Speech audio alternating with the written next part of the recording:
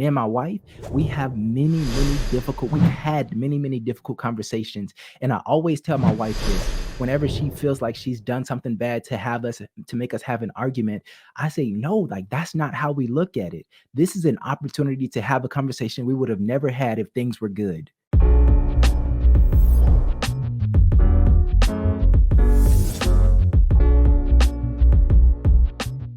What's going on, BP family? Welcome to another Beyond Prosperous podcast. I'm so excited that you're here. So, today, the big question is how to navigate hard and difficult conversations. And I wasn't sure if I was going to follow through with this podcast, or this topic rather, because I just wasn't sure if I wanted to. But I'm going to talk about in this podcast why I have to do this. And if you're new to the podcast, basically I'm posting every single day, or as much as possible, sharing things that I'm learning, sharing things that I'm experiencing, ultimately to help you live a beyond prosperous life.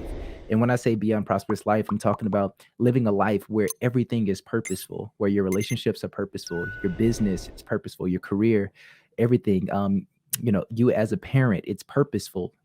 Your life is purposeful, and you understand what that purpose is, and you actually live in that it's not a fairy tale. It's not something that's going to come 12 months from now, but it's something that you live in on a daily basis.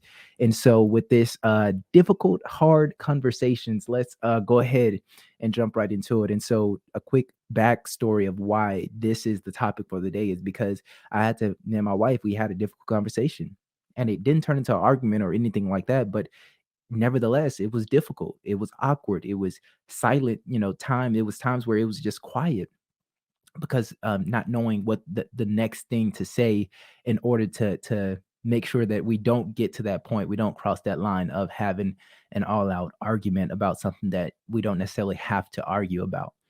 And so in life, we find ourselves having to have difficult conversations, especially with the people that we love, specifically the people in our family. So mom, dad, brother, sister, aunties, uncles, cousins, whoever's like really close, whoever's that core group. And even if they're not in your life right now, maybe they were at some point. And because of difficulties, because of a lack of agreement, because of a situation, it's a strain, and you're no longer talking to them. And the thing is that many times relationships can come back together after the difficult conversation. And I'll give a prime example with me and my dad. Me and my dad, we're in a good place now, but even last year, we was in a difficult place where, um, basically, so a little bit of backstory about my dad is that my dad became paralyzed when I was 6 years old. And so I'm 26 now. So for the past 20 years, my dad has been paralyzed. And I actually don't remember him walking. And so, as an adult now, I'm married, for 6 years. I have 3 kids now. And so they are my priority. Well, there's a situation where my dad, he was asking me to basically come and take him to the grocery store, come and take him to do this, come and take him to do that, go to the bank, and different things like that. That's fine, except the fact that he lives an hour away from me, right? And so it came to a point where it was difficult to talk to him, and difficult to take his calls, and difficult to respond to his text, because I knew that every time he reached out to me, it was because he needed me. He needed me to do something. He needed me to go over there. He needed me to do something, right? And it became very difficult because of the things that I'm trying to do with my life and the purpose that I believe that I have in this earth. And also because I love being with my family. I absolutely love being with my family. And so you talk about, me and my wife both working and taking care of the kids and doing ministry and trying to build the business and doing all these things. And my dad needs me to drive an hour to get him and then do whatever we're going to do. Then I have to drive an hour back home. That's difficult. And so it came to a point where I sent him a video where I was explaining to him, like, that's difficult. Like, I can't be your caretaker. And so at that time, I mean, I'm probably 25, 24, 25, 25 or 26. And um, I send that text and it doesn't end well. I mean, I send that video and I don't know what else to say. I send the video because I didn't want to have the back and forth, right? And I didn't know what was going to come after that. But he responded. It wasn't a good response. And we ended up not talking for like 6 months. And then I ended up reaching out to him because I really felt like I needed my dad in my life. Like I always felt that way. And the thing is, growing up, like my dad was my superhero. It didn't matter that he was in a wheelchair. The thing is that I don't see my dad as somebody handicapped. I see my dad as somebody capable of so much. And so there, there's more to the story, but ultimately, I reach out to him and I want to take him out for lunch just so we can talk, just so we can figure out what in the world is going on. I knew going in that this was going to be a difficult conversation. And so, how do I navigate it? I navigated this way. Even before I went, I did not expect I didn't expect a specific response.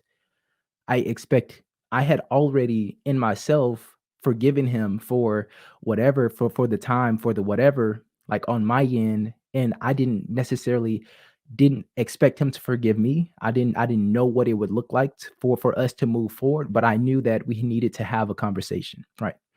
And so we have the conversation. It ends horribly. It ends horribly where I say, I don't think I can do this. I don't think I want you in my life. And that was how it ended. I dropped him off. I went home. And before the night ended, I said again in my heart that I forgive him, regardless of what he said, regardless of how he made me feel, that I forgive him.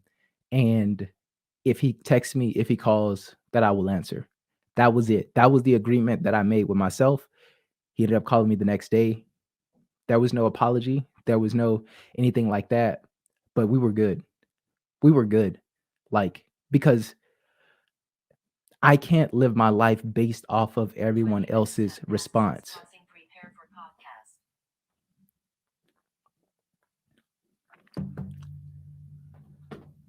So I can't live my life based on everyone else's response. I can't expect me to have joy and happiness based on everyone else's response to anything, right?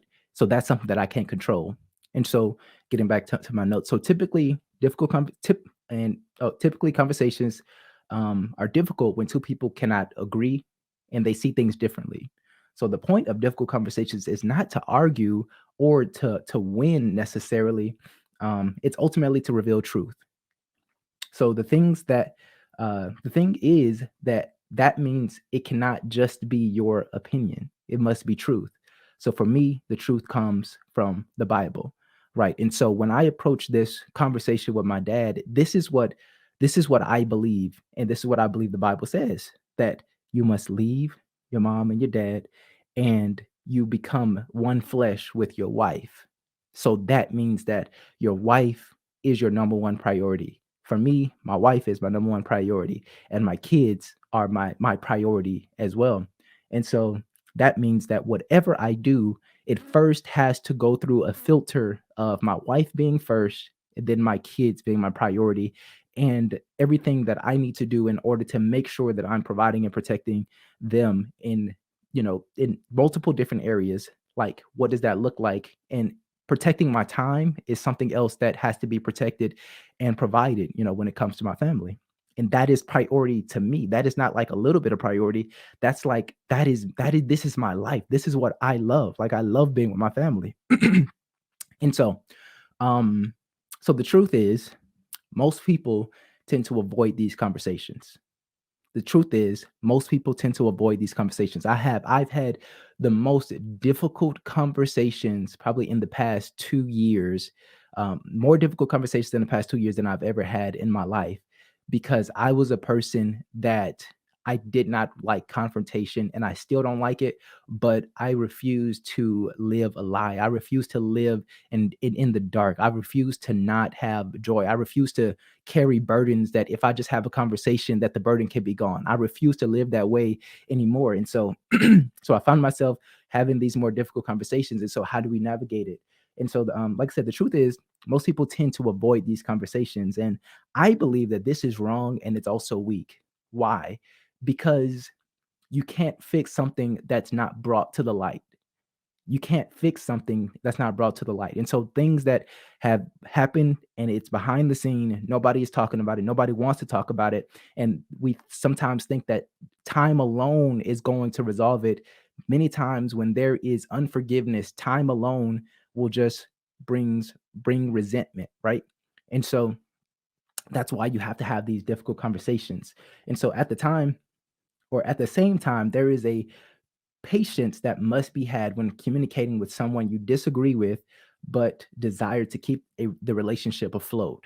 And so that means that, yes, I had to have this difficult conversation with my dad, but at the same time, there was a patience there, there's a grace there for myself, me giving myself grace to like not say everything perfect, but also me giving my father grace and patience, when it comes to his response and whatever he decides with whatever, we're talking about. And so to keep the relationship afloat, many times the difficult conversations that we're having with people that we desire to keep in our life. It's not like a stranger that we won't ever see again and we're trying to prove a point and whatever. But I'm talking more so about the people that are in your life that you desire to be in your life.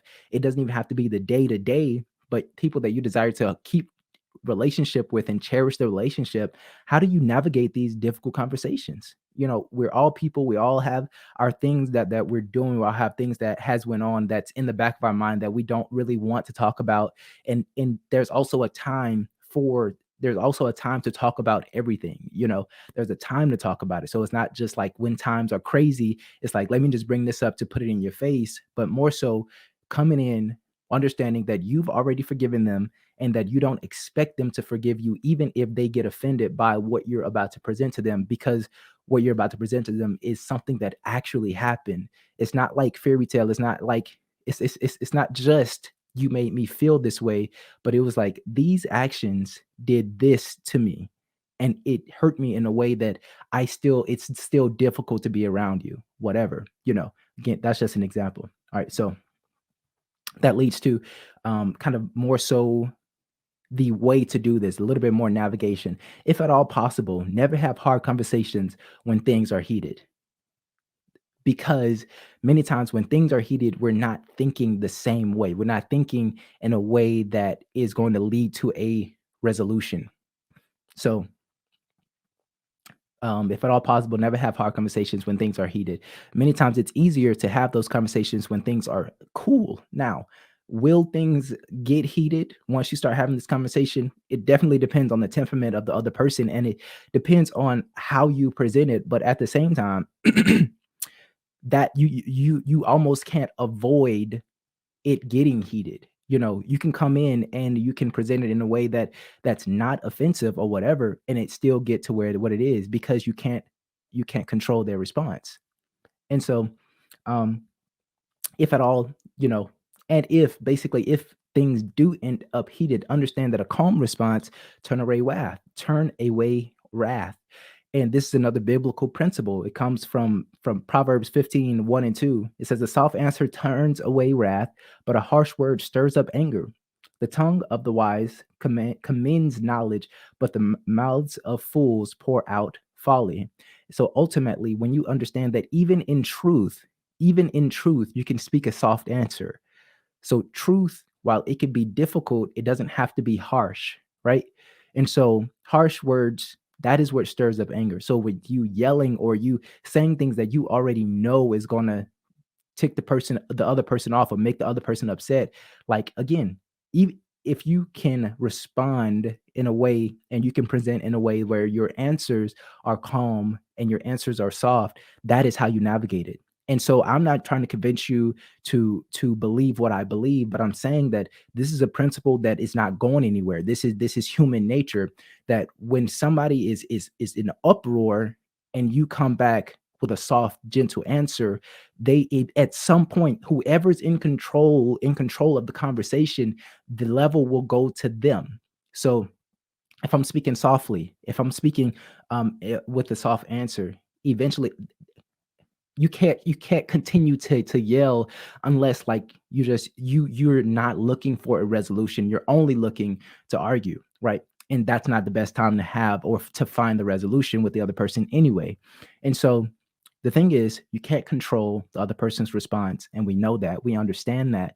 So when it comes to you, you only can control what you are presenting and how you are presenting it and how you are responding. And so when you have these difficult conversations, because I'm challenging you at this point, I'm challenging you to go and have the difficult conversations that you've been avoiding year after year, month after month, day after day, because you don't want to have the confrontation. When I'm telling you this, because when you finally reveal the truth, when you finally reveal the truth, now you can build on that. Now you can move forward. Now you don't have to live in the shadows and not really know how to move forward with the rest of your life, when it comes to that relationship, or not wanting to like tiptoe, having to tiptoe around certain conversations, having to feel awkward when certain things are said. Have the conversation. This is how I look at it. I believe that we do have an eternal life, and that this life that we have in the physical, it's very short. Why? Why carry the burden? Why carry the burden of not having the conversation? Why carry the burden of not knowing what they're going to say or how they're going to respond? The thing is that, like I said, me and my father, we have a great relationship now. I don't mind picking up the phone. Now he's talking to the kids. Now he's FaceTiming and we're good. Have the conversation, because it could have went another 6 months where we just didn't communicate. We're human. It's okay. We're born, and then one day we're not gonna be here. Have the difficult conversations with the people that you love. And the thing is that not all of the relationships are gonna be mended, but at least you've shared truth. You responded in this with a soft answer, and that is all you can control. You can forgive them, and you can live your life knowing that you did everything that you could, in order to mend that relationship. And so I just encourage you to have the difficult conversation. I encourage you to get to the bottom of it. And I encourage you to see how you can move forward from that place. Because when you live a life based on truth, then you get to see the fruit of all that prosperity that comes after. I say, no, like that's not how we look at it. This is an opportunity to have a conversation we would have never had if things were good. We would have never had it if things were good. And so seeing even difficult conversations as opportunities to talk about difficult things, that is what it is. That it's an amazing opportunity. It's an amazing thing to actually be able to have difficult conversations, talk through things, and come out on the other side knowing that we are stronger because we both desire to keep this relationship, and we both desire to live from a place of truth. And that is the bottom line. That is the bottom line. And so I really hope that this has been impactful for you. I really hope that this message is going to add value to your life, and that you are being challenged to actually go and do something about your life, actually go and do something about the relationships that you've been desiring to have, and to have more fulfilling. Have the difficult conversations, and I'm encouraging you to do that. Not next week, not tomorrow. Text them today. If you're watching this video and somebody is already on your mind, go ahead and send that text message. Have the conversation. And so that is it for this podcast. I hope, and I'm here to help you live your legacy. So I'll see you